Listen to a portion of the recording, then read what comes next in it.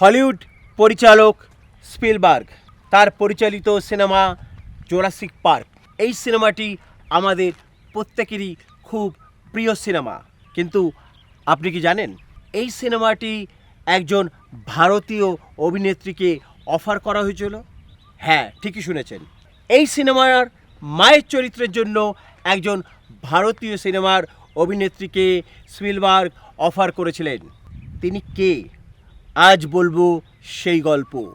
তিনি আর কেউ নন, আমাদের ইন্ডিয়ান সিনেমার হাওয়া হাওয়াই গার্ল, নাগিনা, চাঁদনি, লাম্ভের শ্রীদেবী। স্পিলবার্গ শ্রীদেবীর অভিনয়ে মুগ্ধ ছিলেন।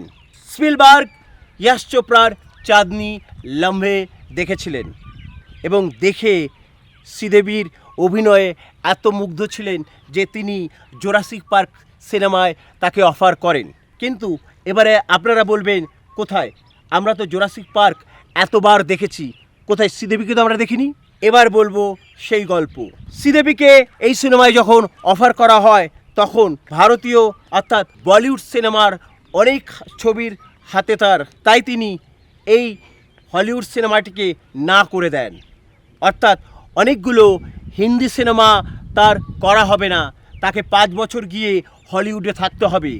এই সময়টি তিনি দিতে চাননি হলিউড পরিচালক স্পিলবার্গকে। তাই আমরা জুরাসিক পার্কে শ্রীদেবীকে দেখতে পাই না। এবারে আপনারা জানান, শ্রীদেবী কি এইরকম একটা বড় হলিউড প্রজেক্ট ছেড়ে ভুল করেছিল না ঠিক করেছিল? জানান আপনাদের কমেন্টে। এই রকম আরও গল্প পেতে চ্যানেলটিকে লাইক দিন, সাবস্ক্রাইব করুন এবং শেয়ার করুন, যাতে আরও মানুষ এই রকম গল্প দেখতে পায়।